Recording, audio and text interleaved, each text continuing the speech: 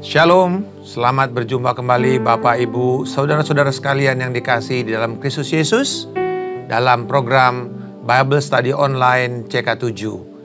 Ini adalah program yang akan menolong setiap saudara untuk belajar membaca firman Tuhan secara teratur, mendapatkan penjelasan, dan kemudian bisa memahami, lalu kita bisa melakukannya untuk kemuliaan Tuhan dan pertumbuhan iman kita, pengenalan kita kepada Allah. Hari ini kita akan belajar tentang piagam perjanjian bangsa Israel setelah mereka mengalami pemulihan dan bagaimana membuat penetapan kembali perjanjian dengan Yahweh. Dan hari ini apa implikasinya kepada kita sebagai orang percaya. Tapi sebelumnya saya mau mengajak Bapak Ibu untuk kita membangun, mempersiapkan hati kita, menunjukkan mata kita, hati kita kepada Kristus, dan membangun keintiman kita dengan Allah dalam penyembahan kita. Bapa di surga, kami bersyukur. Kami datang saat ini untuk mempertajam pendengaran kami sebagai telinga seorang murid, dan hati yang mau percaya dan mau berbalik dan bertobat dari setiap dosa, supaya kami Tuhan bisa mendapat pengertian yang benar dan melakukan firman-Mu di dalam nama Tuhan Yesus Kristus. Haleluya. Terima kasih Tuhan.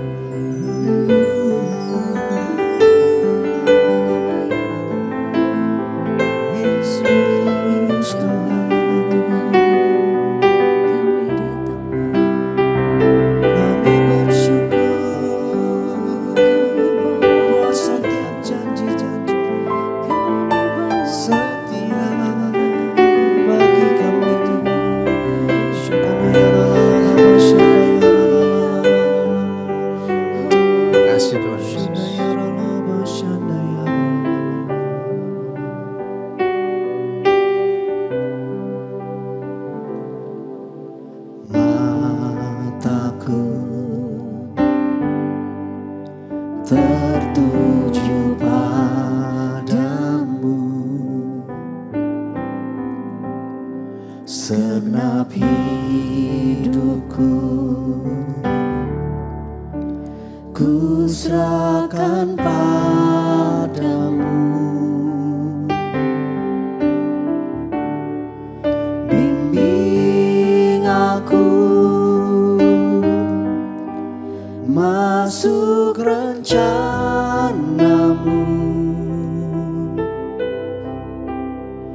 untuk membesarkan kerajaan-Mu. Ku mau mengikuti kehendak-Mu ya Bapa. Ku mau selalu menyenangkan hati-Mu.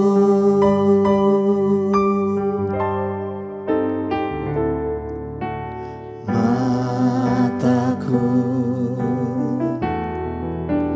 tertuju padamu, senap hidupku ku serahkan padamu. Bimbing aku masuk rencana-Mu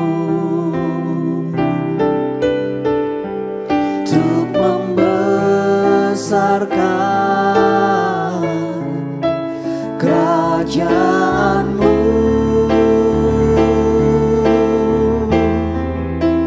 Ku mau mengikuti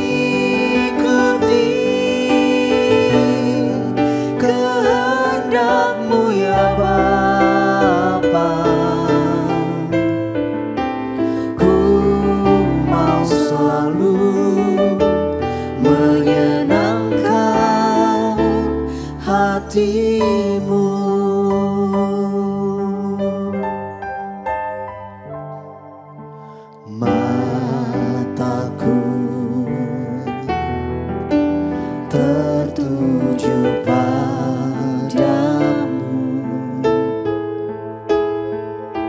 senap hidupku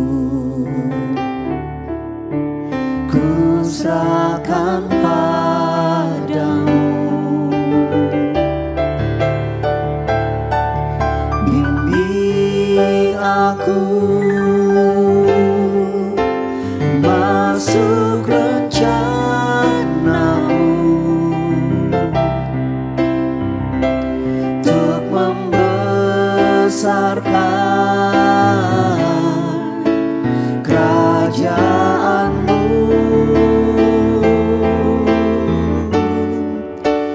Ku mau mengikuti kehendak-Mu ya Bapa.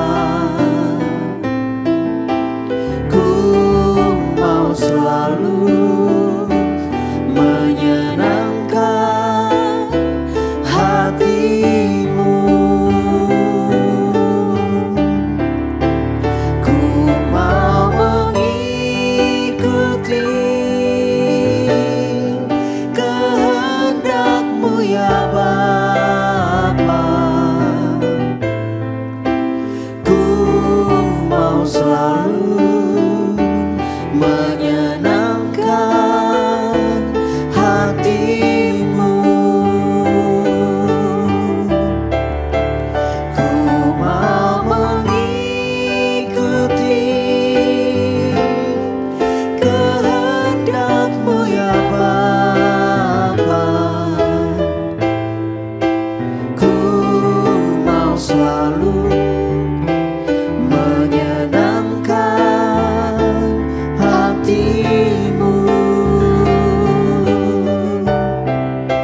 Ku mau selalu menyenangkan hati-Mu. Ku mau selalu menyenangkan hati-Mu. Ya Yesus, menyenangkan-Mu Tuhan, ini janji kami.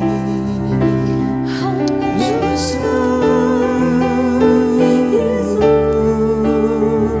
Shana ya la la la la la la la la la la la la la Shana, Shana ya la la la Shana ya la la. Bagaikan bejana siap dibentuk, demikian hidupku di tangan-Mu.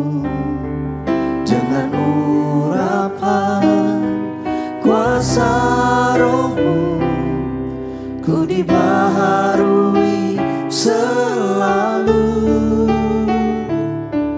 Jadikan ku Allah dalam rumah-Mu. Inilah hidupku di tangan-Mu. Bentuklah seluruh kehendak-Mu, pakailah sesuai rencana-Mu.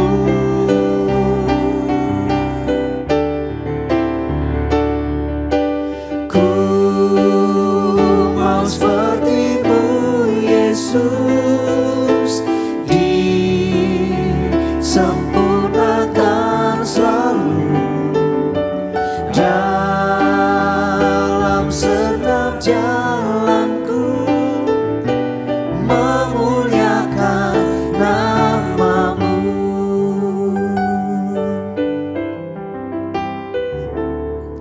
Bagaikan bejana siap dibentuk, demikian hidupku di tangan-Mu. Dengan urapan kuasa Roh-Mu, ku dibaharui selalu. Jadikan ku Allah dalam rumah-Mu.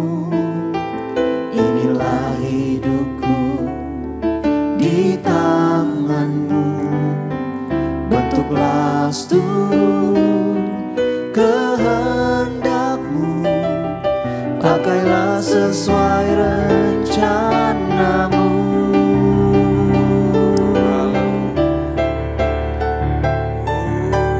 Ku mau seperti-Mu Yesus, disempurnakan selalu dalam senap jalanku, memuliakan nama-Mu. Ku mau seperti-Mu Yesus, disempurnakan selalu dalam senap jalanku, memuliakan nama-Mu. Ku mau seperti-Mu Yesus, disempurnakan selalu dalam senap jalanku, memuliakan nama-Mu,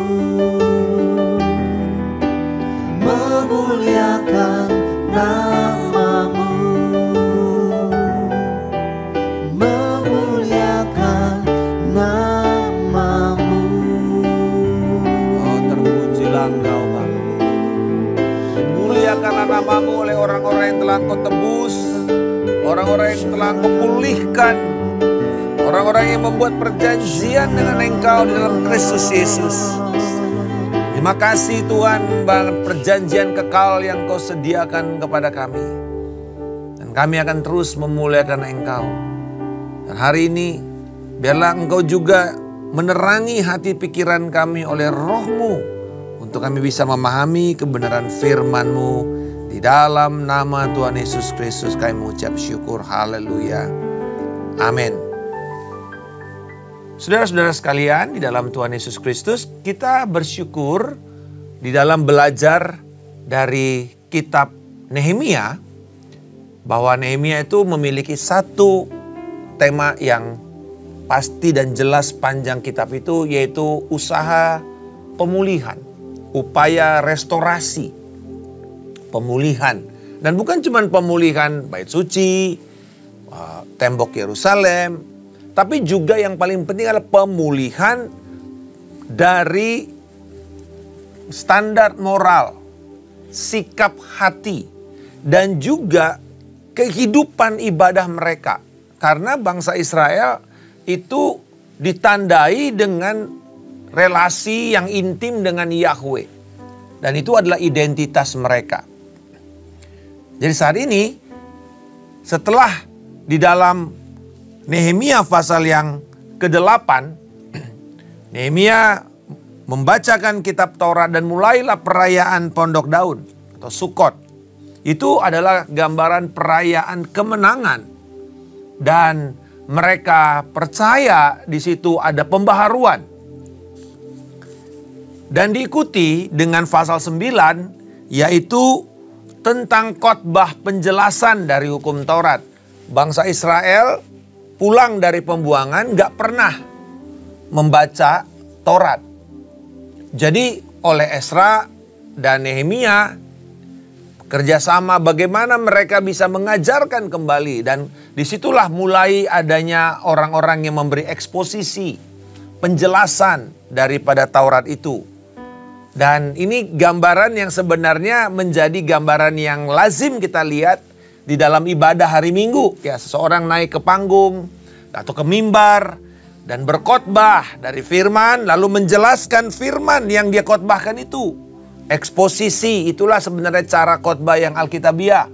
Firman itu dijelaskan, lalu kemudian diberikan pemahaman, dan orang-orang dituntut untuk bisa melakukan apa yang baru saja mereka terima penjelasannya.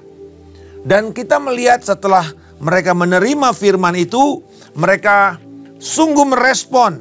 Mereka merasakan adanya perasaan dosa dan bertobat. Dan Nehemia di pasal yang ke-9 berdoa lagi untuk kemudian menjelaskan tentang sikap mereka di hadapan Tuhan. Inilah Tuhan keputusan kami. Inilah Tuhan komitmen kami kepada Engkau yang telah setia kepada kami. Kira-kira begitu. Nah, lalu kemudian jadi di pasal 9 ini ada satu kata yang penting di dalam bahasa Ibraninya, yaitu kata azab. Kata azab itu artinya menelantarkan, meninggalkan, to abandon. Jadi kira-kira mereka mau mengatakan begini kepada Tuhan. Tuhan, karena Engkau tidak pernah lagi menelantarkan kami, azab kami, maka kami pun tidak akan azab Engkau. Itu kira-kira dalam pengertiannya. Karena Engkau telah memelihara kami tidak ditelantarkan. Walaupun 70 tahun kelihatannya kami seperti ditelantarkan Tuhan, tetapi kami tidak pernah ditelantarkan Tuhan. Kami dipelihara Tuhan. Dan karena itu kami juga tidak akan lagi menelantarkan Engkau. Ya, kira-kira itulah dalam ayat pasal 9. Lalu sebagai peneguhan pasal itu mereka buat perjanjian dengan Tuhan. Tertulis loh, dikatakan di pasal yang ke-9 ayat terakhir 38 itu menjadi jembatan kepada pasal 10. Berdasarkan semuanya ini, yaitu dari khotbah, penjelasan hukum Taurat, kami mengikat perjanjian yang teguh, yang ditulis dan dibubuhi materai. Jadi kita tahu bahwa ini jadi sah, ini memiliki kekuatan hukum, ada sanksinya oleh para pemimpin kami. Jadi dimulai dari para pemimpin, serta orang-orang Lewi kami, berarti para imam dan imam-imam kami. Termasuk kemudian nanti rakyat.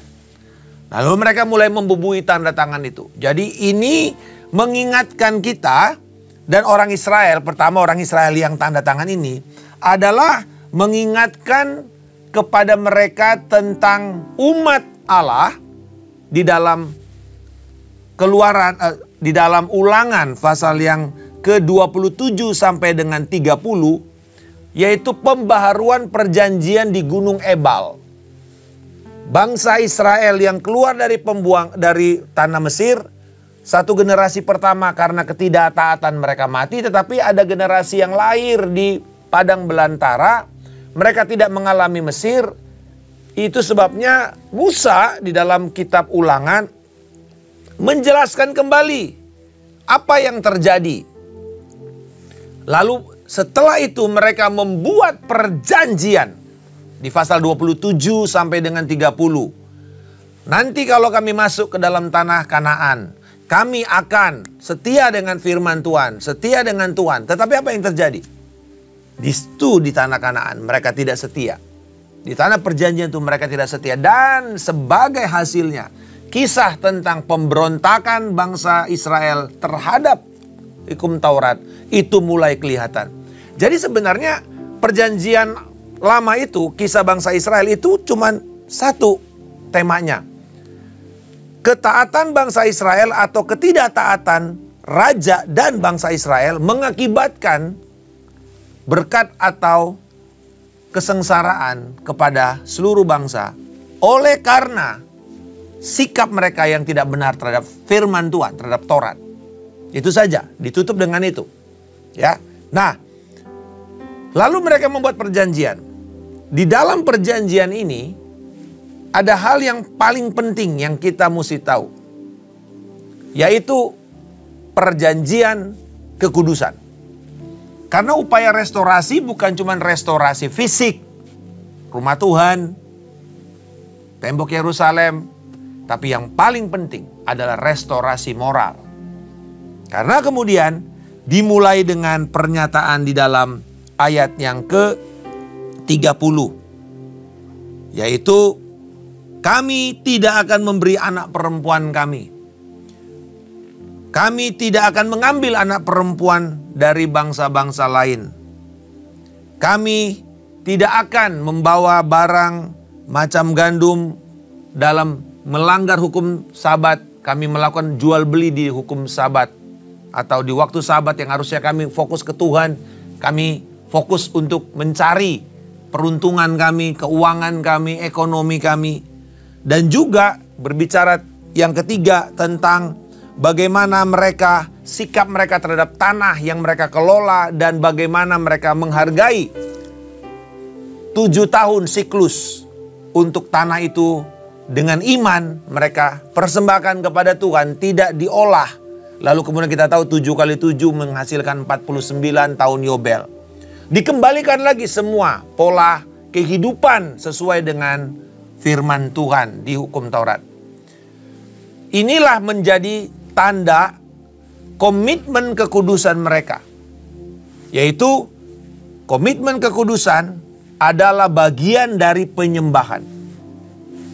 Kita tidak bisa menanggalkan penyembahan dari kekudusan. Holiness as worship. Dimulai dari moral. Tidak ada sexual relationship dengan orang yang tidak mengenal Tuhan. Dan ini sebenarnya yang terjadi di Kanaan. Mereka mengawinkan akhirnya menghasilkan penyembahan berhala. Karena istrinya atau suaminya dari bangsa lain itu membawa dewa-dewa mereka. Dan akhirnya membuat bangsa Israel menyembah dewa-dewa mereka. Dan Rasul Paulus dalam perjanjian baru mengajarkan kepada jemaat untuk kita tidak memikul satu kuk bersama dengan orang gelap. Artinya jangan membangun pernikahanmu, komitmen, covenantmu kepada Tuhan dalam pernikahan dengan orang yang tidak percaya. Artinya kalau kita sudah bertobat, lalu kita cari-cari orang yang belum bertobat, kita sedang membuka pintu untuk bahaya penyembahan berhala itu masuk. Kalau kita misalnya belum bertobat, menikah dengan orang belum bertobat, ya nggak apa-apa, memang kita nggak punya pemahaman. Tapi kalau kita sudah bertobat lahir baru, lalu kita mencari orang yang tidak mengenal Tuhan, berarti kita sedang berontak kepada Allah. Itu yang pertama, mengenai kekudusan. Jadi ini penting untuk kita memahaminya. Dan kemudian juga memahami betapa kudusnya hari Tuhan itu. Di mana kita mengutamakan Tuhan. Membawa keluarga kita menyembah Tuhan bersama-sama. Dan percaya bahwa di hari itu Tuhan bisa menyediakan kebutuhan kita. Mungkin kita harus off dari pekerjaan, tutup toko. Tapi kita percaya bahwa Tuhan sanggup menyediakan. Dan kemudian juga di sini berbicara mengenai percaya akan tanah yang dipulihkan setiap tahun ke-7. Nah, setelah bagian pertama ini tentang kekudusan, mereka berbicara lagi tentang komitmen terhadap penyembahan di rumah Tuhan. Wah, ini yang sangat penting sebenarnya. Karena kemudian mereka mulai membuat bagaimana istilahnya kita sekarang best practices. Bagaimana praktek penyembahan di rumah Tuhan itu, operasionalnya itu bisa dilakukan terus menerus. Jadi keberlangsungan, sustainability of worship. Bukan cuma dari sikap, hati, orang-orang. Tapi juga semua worship itu perlu pembiayaan. Ada komitmen pembiayaan. Nah, konteks itulah yang diajarkan di sini. Dan inilah yang kemudian menjadi banyak pola bagaimana gereja-gereja di zaman modern mengikuti pola ini. Ada yang polanya itu 100% copy paste, mengikuti semua. Ada yang mulai menerjemahkan dengan cara lain. Tetapi pada dasarnya prinsipnya adalah bahwa penyembahan kekudusan itu juga memiliki komitmen di dalam materi. Karena di sini mulai dia bicara mengenai bagaimana kita menghormati Tuhan lewat materi kita. Melalui rumah Tuhan ini dikatakan dia berbicara tentang mereka membuat perjanjian tentang apa? Persembahan sulung, persepuluhan. Bahkan semua korban-korban yang mereka bawa. Mereka mengatakan bahwa kami akan menetapkan penyediaan di rumah Tuhan itu. Kami akan memastikan semua yang diperlukan di rumah Tuhan itu ada. Ya, jadi kenapa kita membawa persembahan ke rumah Tuhan? Supaya ada persediaan. Kenapa? Karena itu untuk semua operasional gereja. Termasuk di situ operasionalnya pembiayaan hidup para imam-imam, para pengerja-pengerja yang secara penuh mendedikasikan diri mereka untuk melayani rumah Tuhan, operasional rumah Tuhan. Kalau sekarang baik itu di kantor gereja, sekretariat, dan juga di dalam ibadah-ibadah. Itu semua kan memerlukan pendanaan. Nah, siapa yang bertanggung jawab? Alkitab mengatakan, mengajarkan polanya di sini. Itu adalah tanggung jawab pemimpin, imam, dan jemaat. Semua orang bertanggung jawab memikul beban itu bersama-sama. Semua orang membawa persembahan, semua orang membawa persepuluhan, semua orang membawa persembahan sulung mereka. Enggak cuman hanya imam saja. Enggak. Ini penting kita mesti memahami. Inilah yang namanya best practices. Itu sebabnya kita nggak perlu menghakimi rumah Tuhan lain yang mereka nggak pakai itu, nggak pakai persembahan, persepuluhan apa semua. Nggak boleh kita menghakimi seperti itu. Karena itu ada, dan itu sebenarnya prinsipnya adalah kita berkontribusi secara finansial kepada operasional gereja. Kita mau bicara ini secara praktis, ini benar loh. Jadi kita mesti memahami semua operasional itu memerlukan pendanaan. Dan siapa yang diminta? Yang tidak boleh adalah sebenarnya, di sini tidak dikatakan negara bertanggung jawab. Tetapi kita tahu di dalam sejarah gereja, setelah reformasi, negara memungut pajak kepada semua warganya. Lalu kemudian pajak itu dipakai untuk juga membiayai gereja. Seperti di Jerman, di Eropa, di Belanda, di negara-negara yang pola kekristenan yang dipengaruhi oleh reformasi. Gereja itu dibiayai oleh negara. Makanya dia berbadan hukum. Lalu kemudian karena sebagai sosial, bebas pajak. Dan orang yang membayar persepuluhan, persembahan, donasi ke gereja, itu nanti dikembalikan pajaknya. Itu semua mekanisme yang terjadi setelah abad 16 reformasi sampai sekarang. Nah, di perjanjian baru, semua itu kembali diulangi oleh Paulus. Dan Paulus memberikannya dengan cara yang sangat jelas tentang operasional, komitmen operasional terhadap penyembahan itu. Yaitu kita membawa persembahan kita dengan hati yang tulus, satu, sukarela, sukacita, tetapi juga yang orang banyak tidak paham, memberi secara reguler. Karena dikatakan oleh Paulus, setiap hari pertama minggu itu, kami membawa persembahan kami. Kami membawa korban kami. Kami membawa donasi kami. Jadi kalau kita lihat di gereja itu ada persembahan mingguan, ada persembahan bulanan, ada persembahan untuk anak yatim, apa semua diakonia. Itu adalah wujud satu regularity, ya, keteraturan. Jadi kalau kita membawa persembahan, ada persembahan yang kita bawa tahunan, ya. Contoh ada persembahan sulung, itu persembahan tahunan. Gitu. Ada persembahan bulanan, ya, persepuluhan contohnya. Ada persembahan mingguan, persembahan syukur. Ini semua dicatat di dalam pola Nehemia 10 itu. Jadi dia katakan ada persembahan tahunan, ada persembahan bulanan, ada persembahan reguler, mingguan.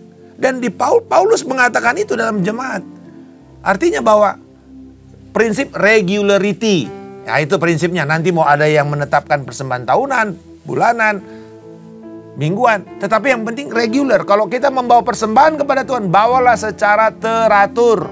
Bawalah dengan sukacita. Bawalah dengan sukarela. Dan berikanlah itu dengan tidak terpaksa. Saudara-saudara, ini sebenarnya jadi kita nggak perlu berdebat tentang bagaimana prinsip persepuluhan, persembahan sulung. Karena pertama, itu ada pola di Alkitab. Tetapi kalau kita bicara di dalam zaman modern, Itu kita sebut sebagai best practices of the church operational commitment toward worship. Praktek-praktek yang terbaik yang dilakukan oleh sebuah gereja atau lembaga rohani di dalam membiayai operasi ibadah atau operasi kegiatan gereja. Jadi, mari kita berbesar hati, tidak menjadi hakim terhadap orang lain. Tapi kita percaya bahwa lewat ini kita belajar.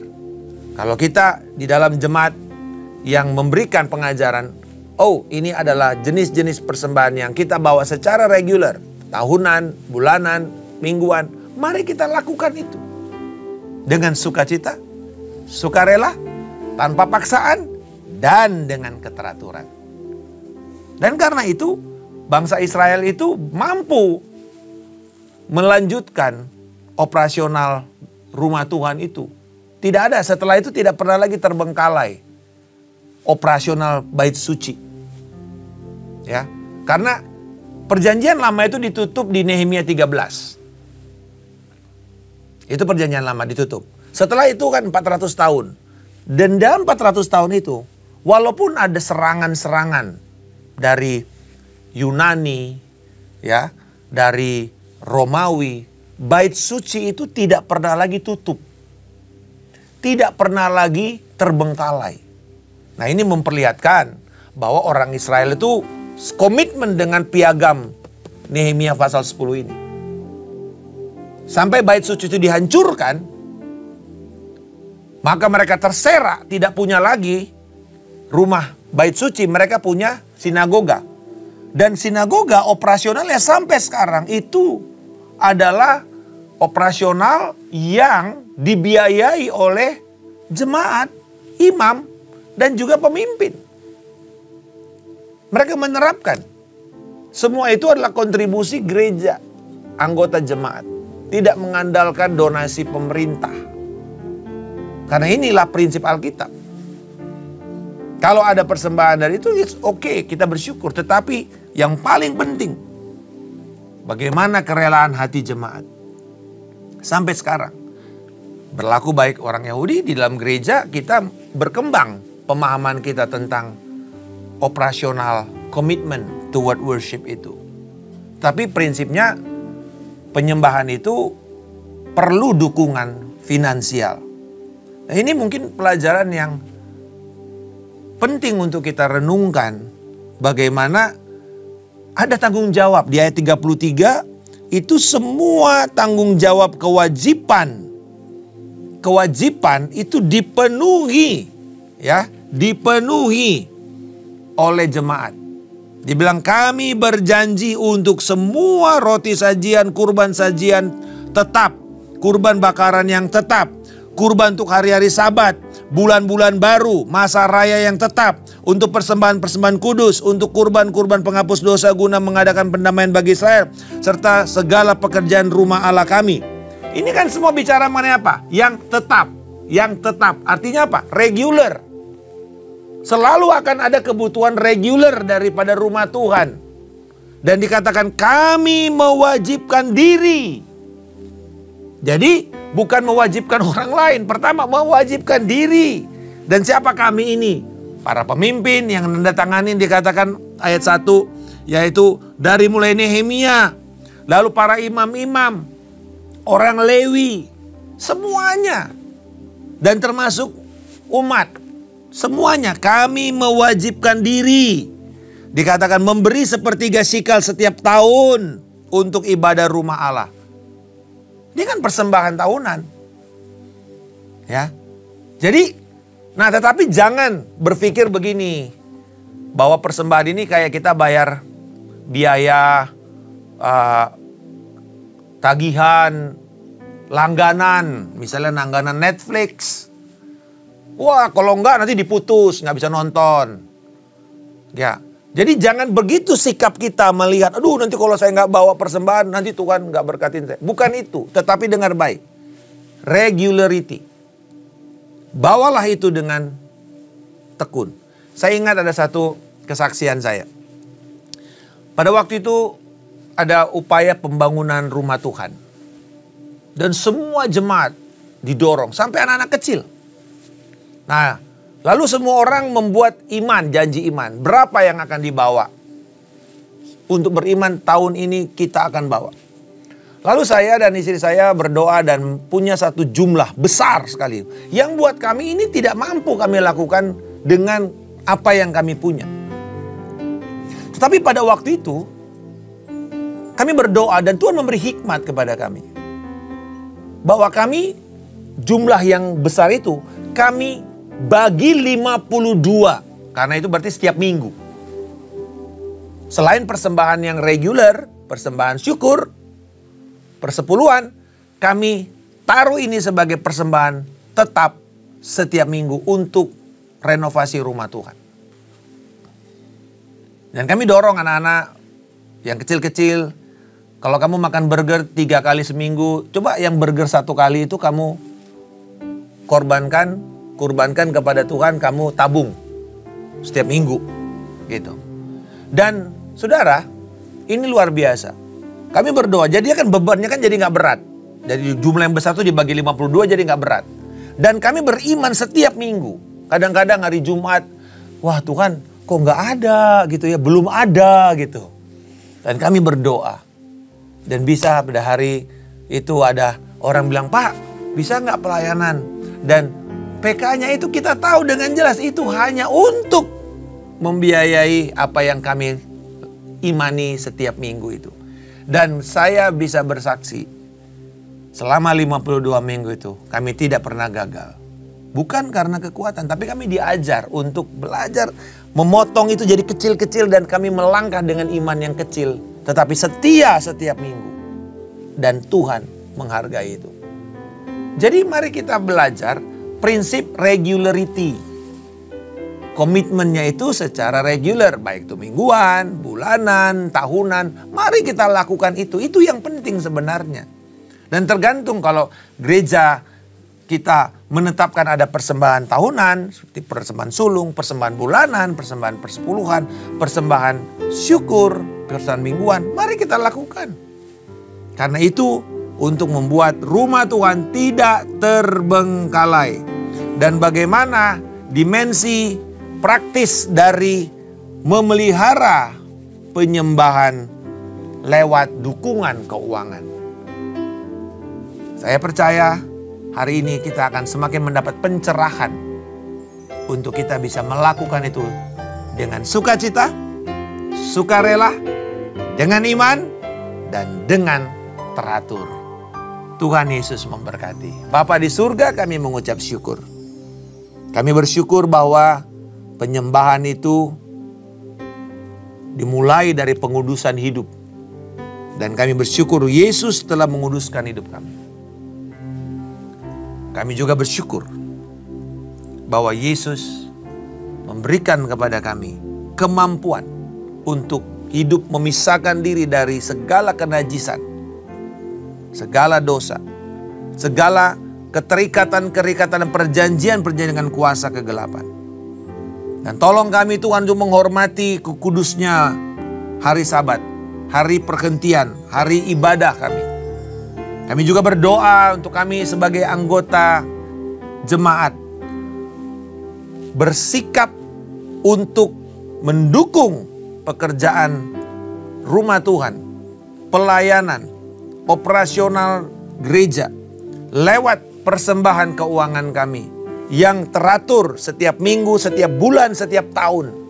Dan kami berdoa Tuhan, oleh karena kasih karunia-Mu, Engkau yang tidak pernah meninggalkan kami, yang tidak azab kami pun tidak akan azab Engkau dan rumah-Mu Tuhan.